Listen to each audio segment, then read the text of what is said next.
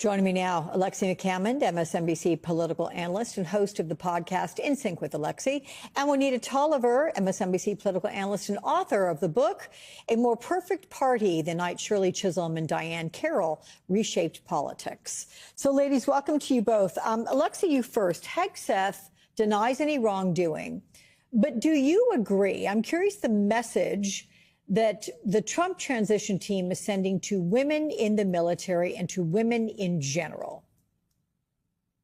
Yeah, it's an important topic. And as you've mentioned, Hegseth has been clear that he just fundamentally doesn't believe women should serve in combat roles.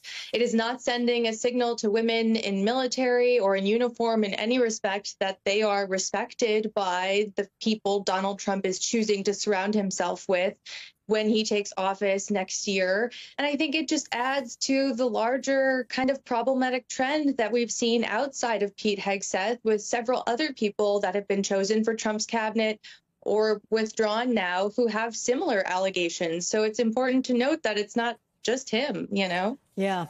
And Juanita, here's what former Joint Chiefs Chair Mark Milley told my colleague Stephanie Ruhle this week. Let's watch that. Don't lecture me about women in combat. Women have been in combat, and it doesn't matter if that 7.62 hits you in the chest. No one gives a shit. If it's a woman or a guy who pulled that trigger, you're still dead. It doesn't matter if you're white, if you're black, if you're a man, if you're a woman, if you're a Catholic, if you're a Protestant. None of those identification things matter. What matters are standards, readiness standards. Look, Hegseth has also spoken out against diversity in the military. How do you see the Defense Department changing if Hegseth wins Senate confirmation?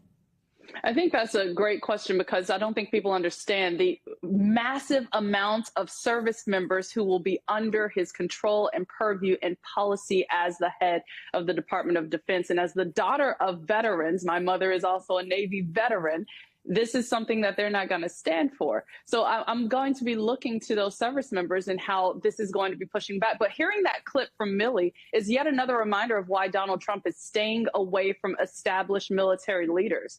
They're the ones who identified him as a threat to the future. They're the ones who are calling out his cabinet members. And he knew that going back into the Oval Office, he wanted people who would only do what he explicitly wants them to do. And tearing down women, speaking negatively about their competency and their ability to and preparedness, as the General Milley put it, is part of that job. Remember, Donald Trump's key component in selecting Hegseth for this position wasn't his military service, and it clearly has nothing to do with his morality, but it's how he presents on television and being able to sell a message. And so I think that's going to be something that we hear more about if he makes it through the confirmation process with these sexual assault allegations out in front of him, because Donald Trump likes people who look good and spread the message that he wants spread. Nothing else. Listen, I'm just going to say it again. Allegations, yes, but he was never charged for them. I think it's important that we remain clear on that. But Alexi, the transition is increasingly looking to Project 2025 to staff up the incoming administration. Several of the latest picks, they have direct ties to Project 2025, in spite of Trump distancing himself, saying he didn't know what it was about during the campaign. I'm curious your interpretation, and could this all be theoretical, as some Republicans say? I mean, not even to be specifically applied.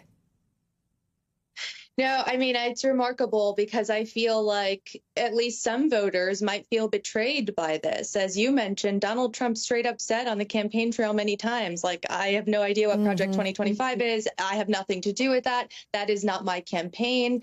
And so he created a healthy amount of distance between himself and his campaign and Project 2025, even though folks had known the ties that existed already between the personnel and the policy and ideology behind the things that they laid out was obviously informed by Donald Trump and his Republican brand of politics. Now he is just continuing to, I think Mike and Jim at Axios put it this way, give people the middle finger in choosing folks that are controversial picks or that go directly against what he said time and again on the trail, because he will do what he wants at the end of the day. And if there's something we all know well, especially after winning the presidency again and facing federal criminal charges and more allegations of assault from different women, among many other things, Trump only feels more emboldened to do whatever he wants to do. And it's worth noting Russ Vought, who you put on the screen, has already said we're living in a post-constitutional society. So that's kind of alarming. Hey, you know, speaking of winning, Juanita, the transition is taking aim at the news reports pointing out Trump did not win by a landslide, as he repeatedly claims. In fact, as of today, he won the popular vote by 1.6%. Trump's incoming White House press secretary claims the media is trying to delegitimize what she calls Trump's mandate. Why make this landslide claim? Why even go there?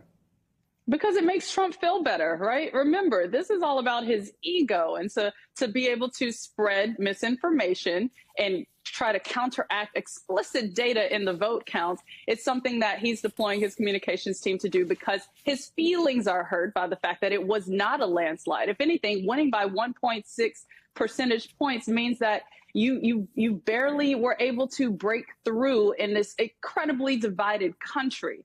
And he doesn't like that narrative. That's not the a narrative of strength that he wants to go into, which he is going to try to leverage as he perpetuates the themes included in Project 2025.